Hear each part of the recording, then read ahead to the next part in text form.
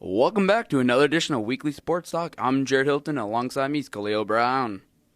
Tuesday night, the girls basketball team had their second game at home this year against Cedar Rapids Prairie. They defeated them 54-40. Sophomore score 70-18, I believe. The next game is Friday at home against Senior.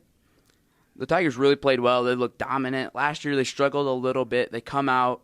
They have a really good team this year. How do you see them playing, and what are you looking Friday against Dubuque Senior and for the rest of the season? Yeah, the girls are playing really well now. They're kind of sad about how the season ended last year and their effort and everything like that. They're coming out.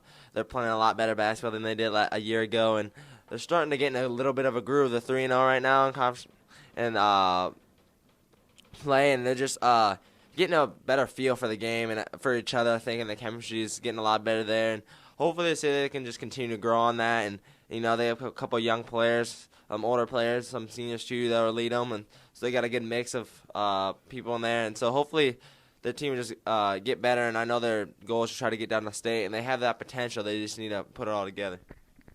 Yeah, they looked a lot more confident out there, and they look like they're gelling a lot better than they did at the end of last year. They looked really solid out there as a team. The boys will have their season opener this Friday at Dubuque Senior. First time we really get to see the boys in action since their jamboree against Columbus. What are you looking for out of that game, and what do you expect? Yeah, we're going to be ready versus Dubuque Senior. They're a really good team. They got a transfer out of Florida that's a really good player. They have some younger players. Kid that started as a freshman last year. Another kid that's going to be a freshman this year that committed to Iowa. That got a scholarship from Iowa already. So Dubuque Senior has some really good players. Another kid that's a junior that's really good, and they're about probably top 7 team in the state, and they're right along with us. We're right with them, so it's gonna be a really good game and a big challenge for us, especially that we're missing a couple of guys due to injuries and whatnot. But I'm very excited to see what we can bring to the table, and we're just gonna have to run a lot of transition and get it going. Oh, definitely. And UNI beat Wofford 28-21 in the playoffs last week. That last touchdown to win the game for him came in off a really weird situation where the returner for Wofford caught the ball in the end zone, didn't take a knee, dropped the ball thinking the play was over. UNI picks it up, touchdown just like that. What you said to UNI in that game, and that play especially, can you talk to us a little more about that and maybe what he was thinking and what you're looking for out of the Panthers Saturday at Montana? Yeah, UNI played pretty well, I thought. There's some things they need to work on, some adjustments they need to make, but I thought they played really well. They handled that Wofford's Georgia Tech-style option pretty well, actually. They had a really good game rushing the ball, and they had a lot of attempts, so UNI did a pretty good job there.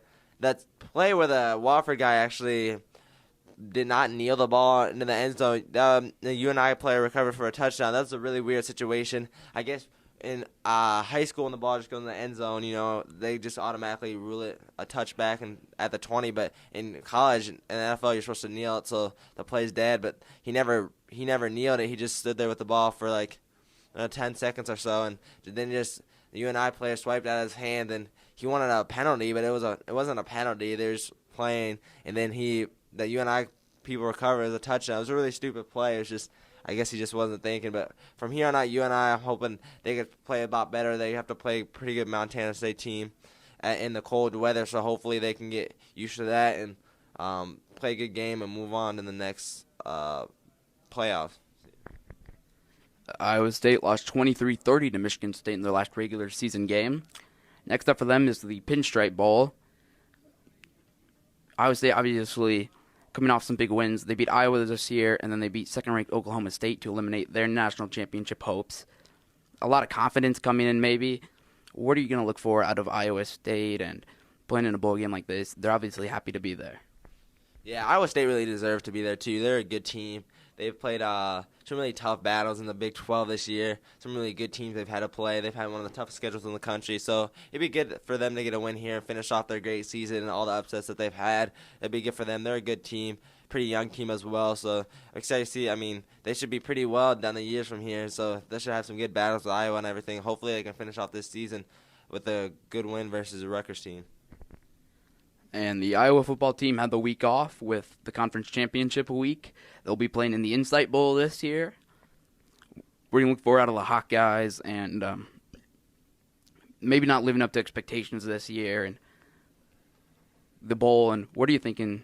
What do you think's gonna happen there? Yeah, it's gonna be a pretty tough game versus Oklahoma, playing one of the teams that was preseason ranked number 1 in the country. That's crazy that Iowa ended up playing them now just in the Insight Bowl. But Oklahoma's a very good team offensively, defensively, and Kirk Ferentz needs to get the Hawkeyes ready, which he usually does. He prepares it really well for the bowl games, and that's coming up December 30th in a couple weeks here. So I know the Hawkeyes will be ready, and they really want this win. A couple older guys on the team, some seniors, juniors, older guys. They really want to get this win and finish out the season strong. It's gonna be tough, but I think they could pull it out. They play a really good, solid game. Reporting for the Tiger Highline, alongside with Khalil Brown, I'm Jared Hilton.